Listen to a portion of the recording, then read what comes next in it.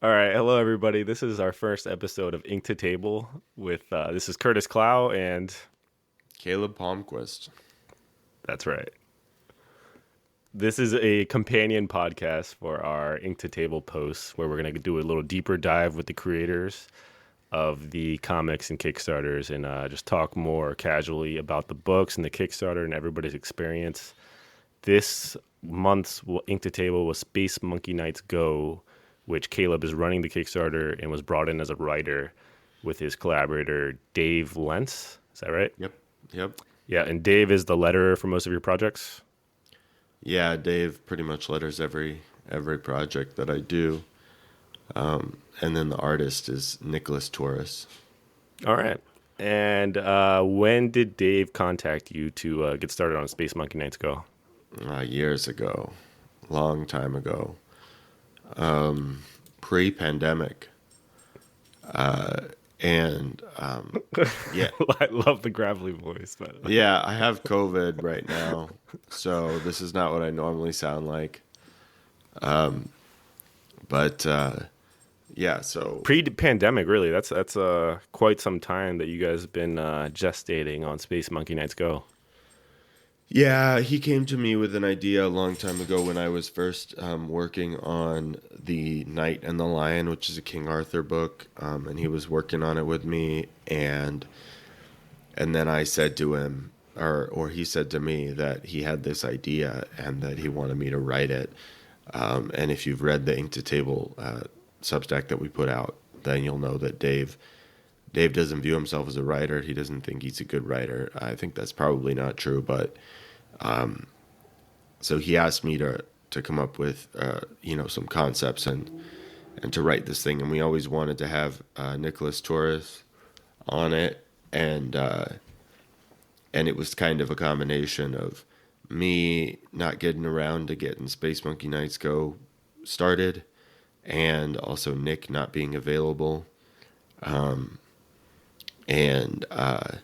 so it just took a while. Were Took you a while to interested from get the off the ground. start when he first reached out with his project? Were you automatically intrigued? Like you haven't. I'm assuming at that point you haven't done much freelance writing work, and this is kind of different than freelance, where like you own some of Space Monkey Knights Go. If I think you do, and then Yeah, no, Dave and I co-own it, and I think probably this was the first book that that I was offered this kind of deal on. I've since started collaborations with other people in similar veins where I've been brought in as a writer, but this one was the first one because back then I hadn't even put out Unicorn Vampire Hunter yet. And it was just that Dave had worked with me a little bit. I had first worked with him on Modern Mythology, which is an anthology that I put out, and then he started working with me on more projects, and he knew I liked King Arthur, and he had this concept that he wanted me to do, or that he wanted to do, and he wanted a collaborator for, and so he asked me to do it. I was very flattered. I think at the time, I definitely was just flattered to be asked at all. right, But of course, yeah. I love the idea. It's like that And feeling when an artist reaches out to you. It's kind of the same feeling when somebody just when anybody wants you as a writer. It is pretty flattering. yeah, for sure. It's a little bit of a validation, like, oh, somebody sees what I'm doing and they like it enough to ask me to be involved. And I've gotten other requests to be involved as a writer in projects, and you know, I've learned over the years that it kind of depends on the idea and the collaborator. I mean, I think Dave. I think Dave probably would have been a yes with a lot of ideas, but not just any idea. But this one I think really suited me in terms of what I like to do, what I like to write about, and the vibe that I have. Is Dave into King Arthur stuff too? Like, was that from the start, or did you bring that into the project? The book was always called Space Monkey Knights Go. When he presented it to me, it was called Space Monkey Knights Go. So that was his idea, but I think part of the reason that he came to me with it is because I was writing this King Arthur book, and he knew I knew a lot about King Arthur stuff. Yeah, you And majored for it in college. Yeah.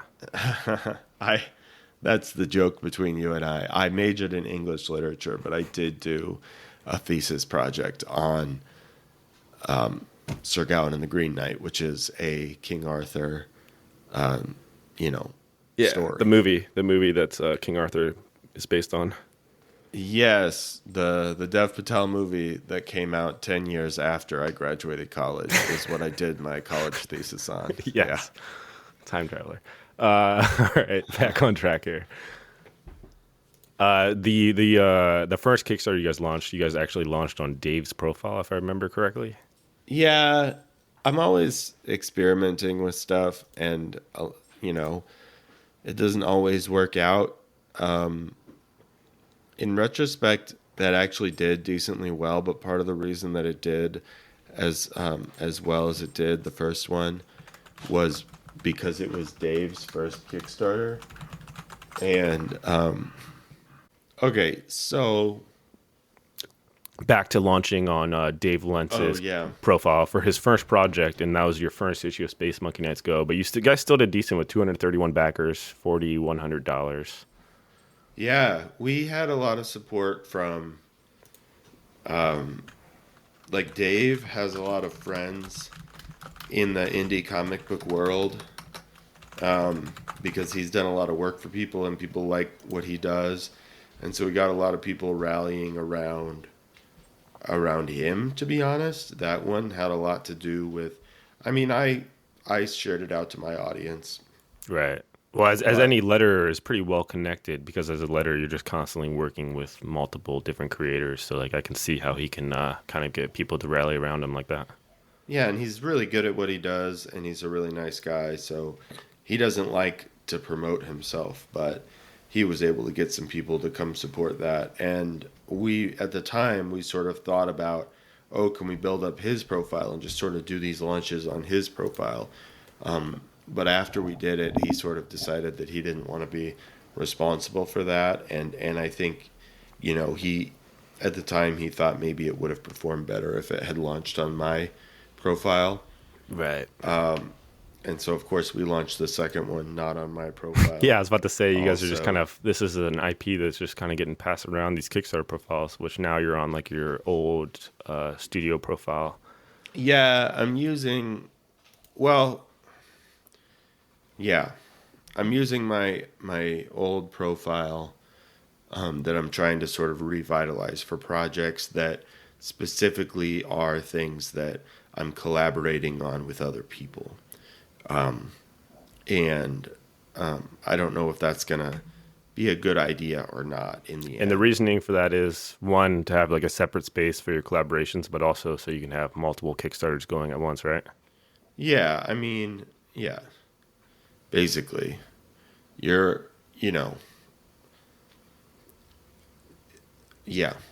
There's only so much time to launch things. And I mean, I'm learning more and more that launching too many things at once can have negative consequences. But I mean, I don't know, that gets That's into the a whole first discussion. I've heard that. Yeah, that's the first I've heard you even. That's a statement right there. I Because know, think- but I think it's. I mean, I've been thinking about that just in terms of my own personal bandwidth. Because there's a I middle think- ground somewhere where, as of last year, I didn't launch enough. Maybe this past year, there could be a spot where you're doing it too much, but there's definitely like a middle ground where you need to keep launching consistently and growing your audience, and that could mean possible launches if you have the bandwidth and like the right IPs and the multiple profiles and you have the audience. But Yeah, I think that it can be okay to launch multiple things at once. I mean, you look at some of the people running a lot of campaigns who are doing very well. Mike Tiener and Pat Shand are some examples, and they're that where they'll run multiple ones at once, and then they'll have like their best one ever that's running well. Another one is also running, but I think it just really depends on if you're hitting the audience correctly. And Space Monkey Knights Go was always going to be a tough sell. on Kickstarter because it's an all ages, like very Yeah. cartoony comic book. But honestly, when I saw it, I thought it was going to be a hit. And I think that just sometimes I surprise myself in how much I don't know on what's going to be a hit and what's not. And like I thought Space Monkey Nights Go was going to perform a lot better than it did. Yeah, I And mean, we would love to be running a ton of Space Monkey Nights Go, like nonstop. But it's a hard sell. yeah, And I mean, maybe I'll have to give in to Dave's demands and run one on my profile and see if it makes a difference. But to be honest, I'm not sure that it will. And the right, reason for right. that is because it's not as though I am like this superstar that anything I launch on my own profile just hits. I mean, You've obviously had some flops and even some failures this year, right? yeah, I had a failure at the beginning of this year.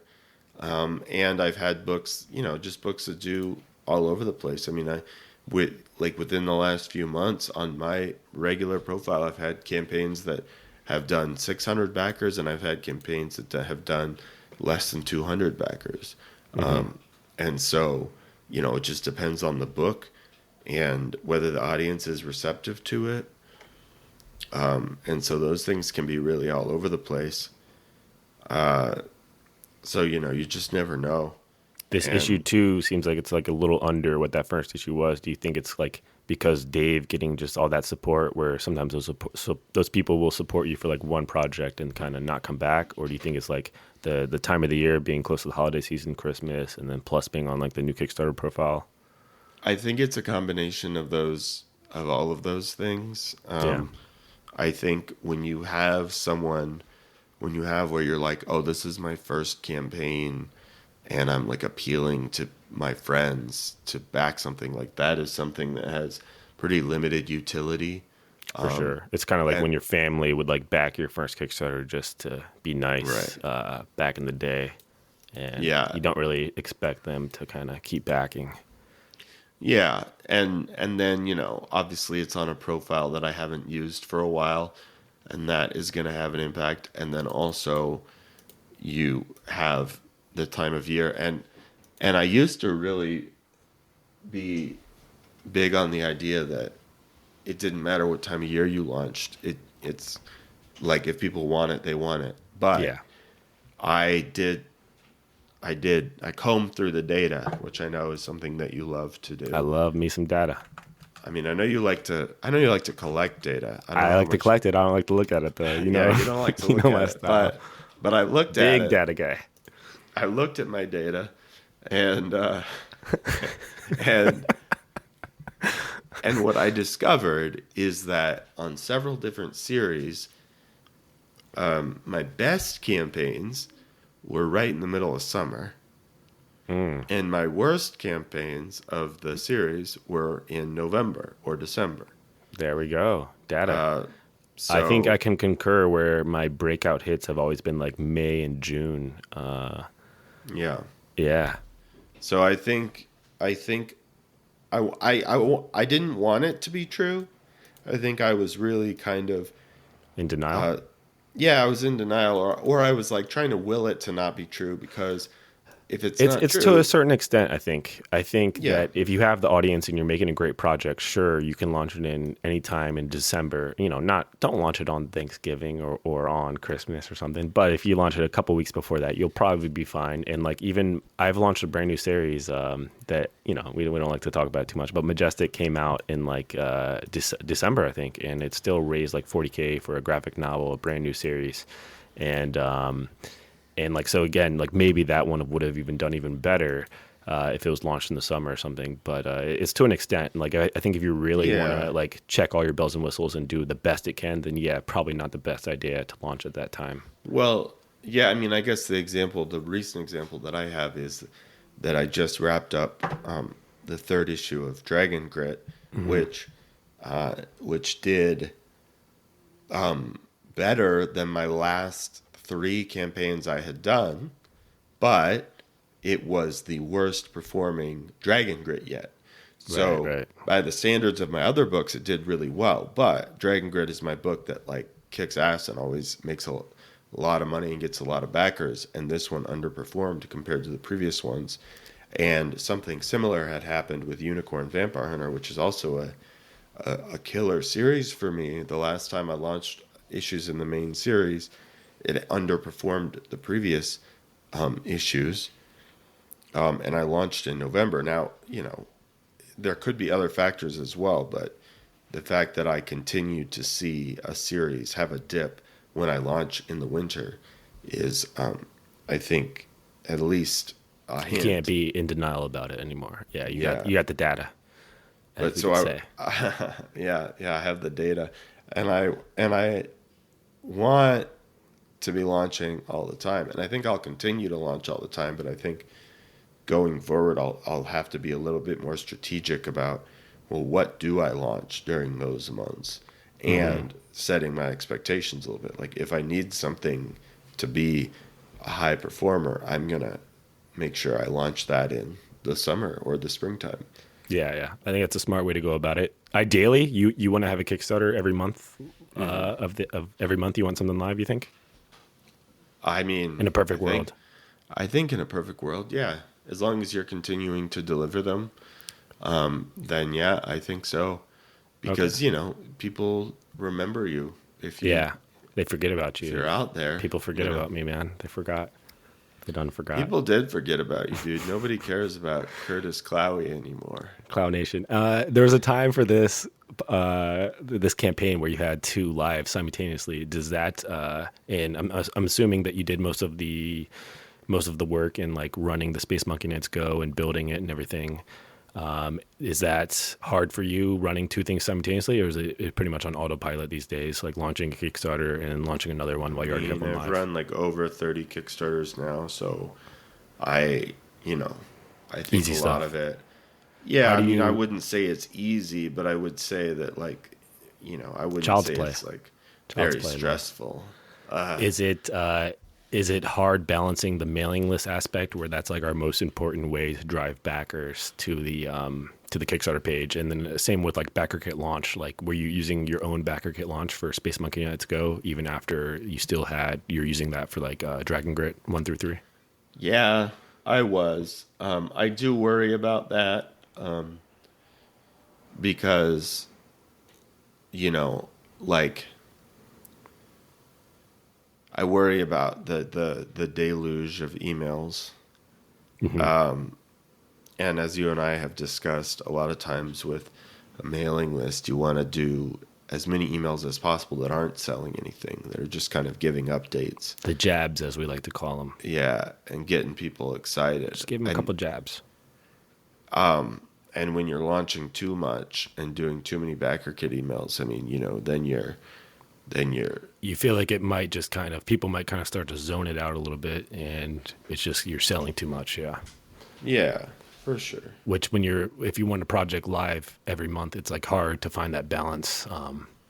Where I don't know, I feel like you do a good job of it, where like even if you have a Kickstarter live, you'll still like have cover votes and stuff, and then at the bottom maybe have some links where like the whole purpose of the email isn't just selling them, but you're trying to provide content. That's the biggest thing in a mailing list, is providing content and not just asking for money, I think.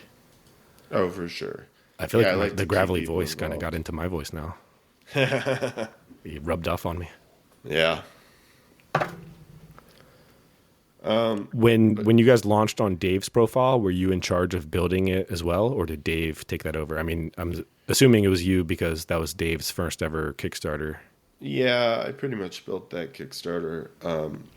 The one downside of running it on his profile was that you can add a collaborator, and they can do a certain amount of things, but they can't do everything.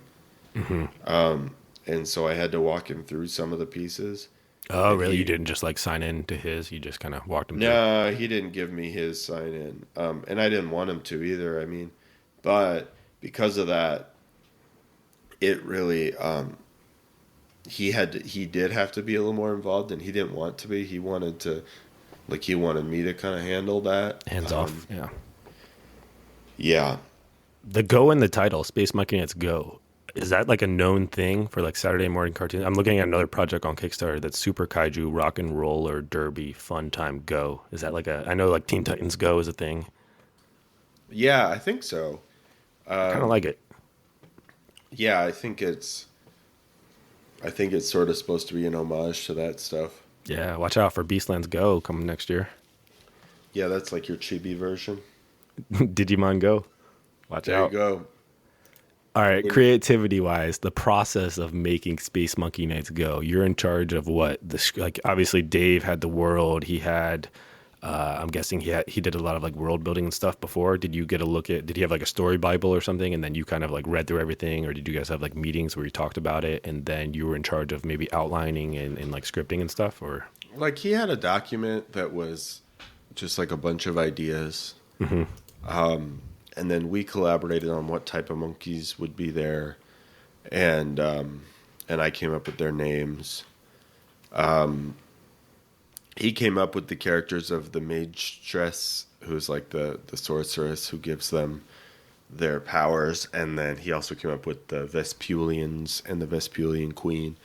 And usually he comes up with the villains. So in issue 1, we were introduced to the Vespulian Queen. And then in issue 2, we meet Automatic, who is a robot tick. I love the name. Yeah. And so he's come up, like, honestly, the main thing he does is come up with, like, funny villains whose names are puns. Because you guys essentially have like a new villain every issue, right? Yeah, basically. In the first volume, they're going to kind of have it's going to kind of get all tied together a little bit, and then, but yeah, we like to have a new baddie on each issue. Do you, I don't want to brag, but I've done some freelance writing in my time in comics, and sometimes those freelance projects can be harder, and sometimes my heart's not in it, and you do stuff for the money sometimes, but obviously you have ownership of this. Like, how does this compare to your regular projects? Like having a collaborator, is it harder getting notes from somebody else or having to work with somebody else, or are you and Dave just kind of flow good and it just comes out naturally?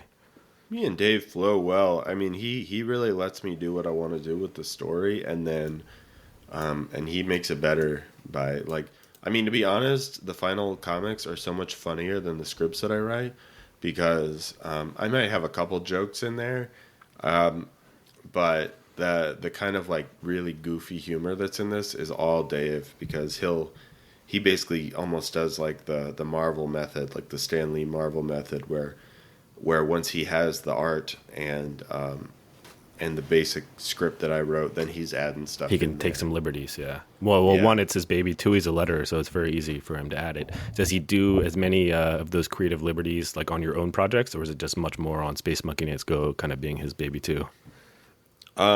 He does on my other projects, less so. Like, he's less bold about it, but also sometimes when he adds stuff in my projects, I'm like, yeah, you got to get rid of that, or like, I don't like that. But sometimes I do like the stuff that he puts in. But on Space Monkey Nights Go, I kind of like whatever he does. Like, I'm like, okay, yeah, that's going to be the final thing. Sometimes he sneaks in stuff on my projects just to see if I'm paying attention. I like that. Try to catch you slipping. Yeah. But yeah. So does he give you many notes? Like when you write a script and he reads through, do you guys do many edits after that, or is it kind of just like if as long as it's up to your standards? He on Space Monkey Nights Go? Yeah. Story wise, he notoriously doesn't read scripts. He actually does read Space Monkey Nights Go before he letters them or before I send them off to the artist. But I mean, he's pretty much been... Yeah, he trusts me. He trusts you as a creator. He knows that you have some ownership, so he knows like he likes your writing and stuff. That's good. Yeah. Nice. Yep. Nick Torres is the artist on it. How did you guys come about finding him? We've both been working with Nick for ages. So I worked with Nick on my first ever comic book called A Small Favor. He drew a big section in that book. Oh, I didn't know that. I just thought you knew him from other Kickstarter work. No, yeah, he drew like a huge chunk of A Small Favor. And then he worked with Garrett Gunn on a book called Franklin and Ghost, which was with Source Point Press, and Dave worked on that. I think I'm pretty sure Dave worked on that, and Dave and Garrett Gunn go way back, and so you know, Dave's been lettering Nick's stuff for a long time, and he just really likes his art style, and so when he came to me with the project, he wanted Nick for it.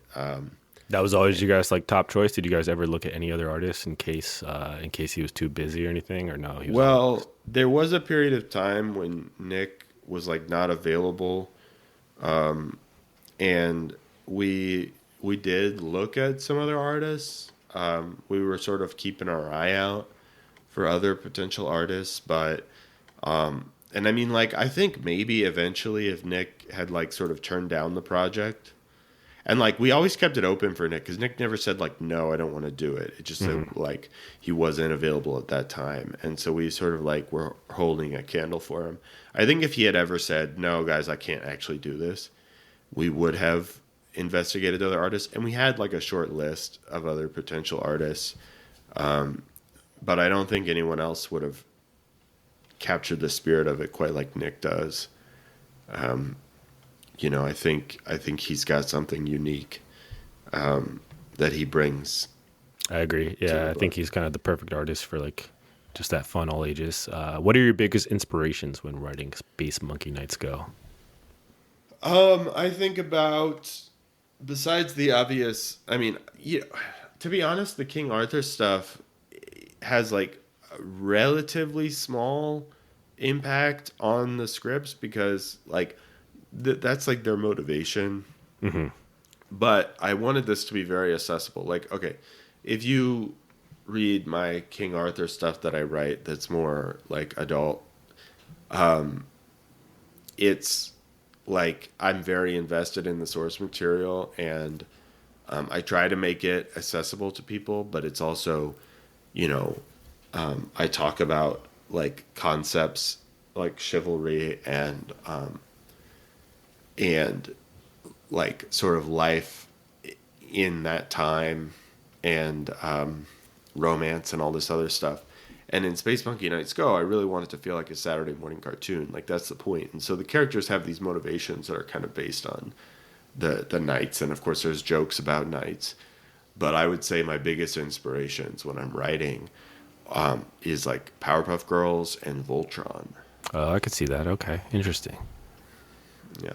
I mean, the obvious comparison's like Teenage Mutant Ninja Turtles. But yeah, I mean, there's some amount of Teenage Mutant Ninja Turtles in there. I mean, there's 4 of them, and they they have their specialties. There's the one that's good with tech, and there's the silly one, and there's the brave one, and there's the leader. And so the archetypes of Teenage Mutant Ninja Turtles are definitely there, so that's there. Although I think that the energy is more akin to a Cartoon Network thing. Voltron, are you talking about like the Netflix series or the old stuff or what? I've never seen the old stuff, to be honest. So Same. I watched the Netflix. I watched the Netflix show, which I guess is being taken off. Yeah, Netflix, I think it got taken off recently. Yeah, or it's about which sucks. But yeah, I mean, so I guess you got to read Space Monkey Nights Go instead. There's a visual component that's very Voltron-like. Like their armor is very like Voltron. I can see that now that you mention it. Like I'm looking at the character designs. I really see that. Of course, Voltron is also a bit more serious. I mean, it's fun, but it's a bit more serious, like Avatar: The Last Airbender or something. Whereas, I mean, in this issue of Space Monkey Nights Go, they have their new ship, which is literally shaped like a giant sword. I mean, the whole concept is very silly. I mean, they arrive at this planet in their giant sword ship to discover that the robots who serve the alien people of this planet are revolting because they don't have enough power. And they don't want to just serve hand and foot for little to no power. And so they're protesting in the streets. And then there's a giant tick robot underground that is the culprit because he's sucking all the power out of the planet. I mean, like the whole thing is very, very goofy. Hmm. So yeah. You guys have a coloring book. Have you ever done a coloring book before? No, that's very much Dave's project, and I'm looking forward to seeing how that Is comes he out. printing that himself, or are you like printing that with your No, comic I printer? think I think we're gonna just print it through a comic printer on matte paper, sort of like a sketch cover. Right, right. Um, That's cool. because Has that been selling decent? Have people been getting that? Is it like an add-on or something? it is an add-on. That's a good question. I'd have to look to tell you how many have sold. I mean, overall, the Kickstarter is not exactly like doing incredibly well, so we haven't sold a lot of anything. But I know we got some people buying it. I'm looking forward to it. I mean, certainly, I'm gonna break out the colored pencils and Yeah, maybe do me a little too. I'll see if I coloring. can color in the lines for sure. Yeah, I don't know if you can, It's gonna be a but good test, man. yeah. It's gonna be a good test. I know I'm not a proper artiste like you. For those that don't know, you've done Kickstarters where you've done the drawing on some like postcards and whatnot. Oh yeah, yeah. I mean, Proper uh, artist. yeah, I'm a proper artist. I'm definitely upper echelon. Are you still drawing your own comic for fun? Very slowly. That's spilling the beans on something. I do. I've drawn a few comics, and I am slowly working on a project that I haven't told anyone about because I don't want to feel pressure about it. I mean, Yeah, I don't don't worry. know We're about not gonna you. tell anybody. Don't worry, man. Yeah, yeah, yeah. Well, who knows who will even listen to this? Yeah, yeah. But let Everybody. alone get this far. Everybody will. What are you talking about? Yeah. But I mean, I'm sure you know, like once you announce something and put it out there, I mean, especially once you've run a Kickstarter, it's like there's a lot of pressure, Oh you yeah. know, and so I've definitely had issues in the past with drawing, even the stuff that I've drawn myself. Do you feel It's like, like that pressure, even for these current Kickstarters, and you've launched like 45 Kickstarters by now? What do you still get that pressure of when a Kickstarter's finished?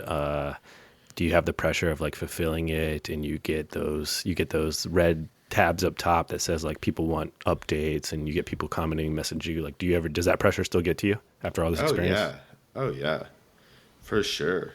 Is it the pressure of wanting to make something good, or just like wanting to make sure you fulfill it and not let people down? I think it's more of the second one. Yeah, Um, yeah, I mean, I I agree. think I obviously want my stuff to be good, and I think I do have a certain amount of like, is the stuff I'm doing good? And I think I can look at my work and say, okay, I like this better than this, like, and I think I get better over time. But yeah, it's definitely the element of like, people give me their hard-earned money, and then they're expecting something, Right. And and then yeah, Kickstarter is such a different thing where they're buying directly from us and funding the project for us to make it. And like there is that pressure of not wanting to let them down, and it's up to us to then get it to them, rather than the traditional route 15 years ago when people would just work with a publisher and the only pressure was like making something good and writing it and doing the art and whatnot, and then the publisher worries about the distribution and printing and everything, where now as a creator you're kind of a one-stop shop. And it's a good thing, but it does come with that extra stress for sure. oh yeah. That extra stress. How many scripts ahead are you in Space Monkey Nights Go? Ha. Let's get down to the nitty gritty here. Not far enough. We have two more issues planned for the end of the volume, and we have them plotted out. And I'm finishing up the script for number 3, so I'm not very far ahead. How many pages is every issue around? 22 pages. 22. You guys stick to that Yeah, hard? I think so. For now, I mean, it's like very silly and the fun thing about Space Monkey Nights Go that I do with the scripts or with the comics that I don't do with other books is that I can sort of have, I imagine like an episode of Powerpuff Girls and like the narrator like fills you in on what's been happening, Right. right? And it's like, oh, like Townsville is under attack by a giant monster, and the girls know that the only way to defeat it is by destroying the power crystal, right? Like, and then all of a sudden, it's like, yeah, that's tell, don't show, but like we're in the action now, right? Mm-hmm. And I think if this were like a more serious comic, a lot of the stuff I would have to set up. Like the issue number 2, I actually tried at first writing in a way where I like showed everything that was happening. Like, how do I set up this this conflict and resolve it within 22 pages? There was just like too much. No, it sounds It, tough. It sounds like yeah, a like has that. I feel like problems like that bring out the best creativity. Do you feel like that worked in this, where like you said, you found like a certain way that you could kind of recap it, like as an episode of Powerpuff Girls, and obviously that wouldn't work for like every comic series, but it does for this one. yeah. I mean, it's like goofy. I mean, it's definitely a narrative shortcut, but I think it works for this. And it lets us tell a lot of story in a fun way, and get right down to it. We uh And yeah, we charge a premium for our Kickstarter books, and like, are your books always 22 pages long, or do you differ between like different series? Do you have like a rule on how many pages you want a single issue to be? yeah. Usually they're 24 pages. To be honest, I feel like that's the right amount. Yeah. yeah, 24 pages feels like a good amount. I've done 20 pages before, and I've also done books that are way longer as well. I mean, some of my issues of Unicorn Vampire Hunter have been as long as 40 pages, but Holy that's cow. like, yeah, but to be honest, that's more of an indulgence for me. Just like there's more that I want to do, and it's not really worth it financially because I don't really feel like I can charge way more for those Yeah. than I can for a shorter issue. But sometimes, that Unicorn Vampire Hunter, like, no matter what, he's always going to be, like, the most near and dear to my heart in terms of, like, that's just, like, my passion project. And so, sometimes I let that one get away from me. But Hmm. I think 24 pages is, like, a pretty good standard. Yeah. That seems like a common thing for Kickstarter creators, where you can let stuff get away from you and do it to service the project, even if it doesn't make sense financially. But then Yep. then the hopes are always that the financial benefits will come later with future Kickstarter launches and whatnot. How many more launches do you guys have planned for Space Monkey Nights Go? Like, are you going to hope it's like keeps growing next year with these future launches, or are you We planning to stay? have we're committed to doing issue 3, 4, and a trade paperback. Hmm. We're gonna do those no matter what, and so that's the plan. And then after that, it kind of depends on whether or not it gets more traction. We're gonna start submitting it to some publishing houses and see if we can get some traction that way. To try to get like a direct market release once you have the trade done? Is that the plan? Yeah, yeah, I think that's the plan. But yeah, I mean, we want to finish the volume so that we have a volume and that we can show people, we can sell, and we can share the concept with people. Obviously, we'd like to do more, but after the 4 issues, it's going to become an issue of whether or not it financially can support itself. Yeah, yeah. Eventually, that always comes down to it for any project. Yeah. Yeah. All right, Caleb. Any final thoughts on Space Monkey Nights Go, or anything else you want to share about it? Yeah. This is one of the most fun comics that I've written. I think it's something I'm going to be proud of for a really long time. And I think sometimes you do things that don't necessarily make a lot of money in the moment, but that are going to have staying power. And I think something else that, I mean, I guess I'm speaking to other creators when I say this, but something you really got to remember is that Kickstarter is not the real world. Kickstarter is like a very insular strange world where, I mean, you talk about projects are made or like it's make or break on a few hundred backers. Like the difference between people who are killing it on Kickstarter and the people who are just doing okay is like maybe 500 backers. Yeah, You that's know, very true. and you think about like in the real world, like for things to be financial successes, 500 buyers is nothing. Yeah, it would take thousands of buyers in like the direct market or a comic shop to like be a financial success compared to that. I never thought of it like that. We never talked about that. That's interesting. Yeah, and so because of that, you're marketing to those very specific hobbyist buyers who are on Kickstarter. I mean, there's the Kickstarter curious who might stick around for a few Kickstarters and try things out. Hmm. But then there's the real core Kickstarter audience are Who like real only reads Kickstarter comics and they like collecting them and back a ton of Kickstarters and stuff. Yeah, and those are the people that are passionate about those kind of indie projects. And those people are who you're catering to, but that's not the standard comic book reader. Like it can't be. Like numbers wise, it doesn't make sense. It can't be.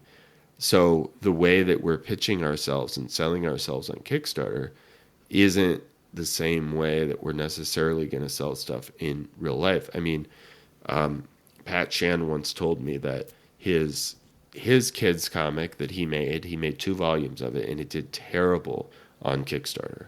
Like, but when he goes to conventions, he sells a ton of them. And so, because you got kids at conventions who see it and they want it and they get their parents to buy it. Hmm. And you think about like books through Scholastic and stuff, like Cleopatra in Space is a big one. Things like, I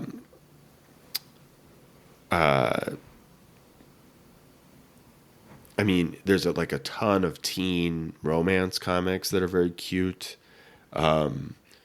There's Amulet, which is Oh like yeah, yeah. a young adult, or it's like a middle grade reader's cute adventure fantasy comic. All those things are killing it. But if those launched on Kickstarter from someone who didn't have a reputation and a big following already, they wouldn't do that well. Right, right. They would struggle because that's not the exact type of book that really hits on Kickstarter. So I mean, I guess what I'm trying to say is, sometimes things are worth believing in, even if they're not Getting hitting. a finished project like really means a lot, and not just getting it done, but being able to sell it in the future, build the audience. I mean, I know that you love conventions, so maybe you'll be back at LA Comic Con one day selling Space Monkey Nights Go. I mean, honestly, we're hitting on so many things that I'm just going to steal these ideas and do episodes about on my podcast. But You're welcome, man. yeah, but Not if I do it first on my podcast. Yeah, Cloud Nation. But I just think it's important to remember that Kickstarter is only one aspect of the hobby of the industry. That's true. Yeah. And that I think that's something I got to remind myself, because there are other ways to get things out there, to sell things, to spread ideas, and I think we get pretty tunnel vision focused on Kickstarter because that's where we've made money. Yeah. Yeah, you have the direct market, you have comic conventions, you have the possible diamond route yourself. Your future episode could be like that. You're only 500 backers away from being a Curtis Clow. That could be your episode title. That's our I'm less than 500 backers away from being a Curtis Clow, for your I know you are. information. You totally are, man. Yeah. But yeah, so that's it. Space Monkey Nights Go. By the time you hear this, it will already be done on Kickstarter, but you can always look us up on Kickstarter and follow along. Depending on how quick I get this out, there's a chance. We got 25 hours to go. Check it out. The goal for these podcasts, this was a good experimental one because it was the one time where we're actually featuring one of Caleb's comics on Ink to Table. But the goal for these companion podcasts would just be to do a deeper dive on whatever we're covering, and me and Caleb can talk to the guest or the creator of whatever comic we're covering that month, and it just be an extra thing that I think will be fun to do. Yeah, sounds good. All right. Thanks, Caleb. Thank you. Cloud Nation.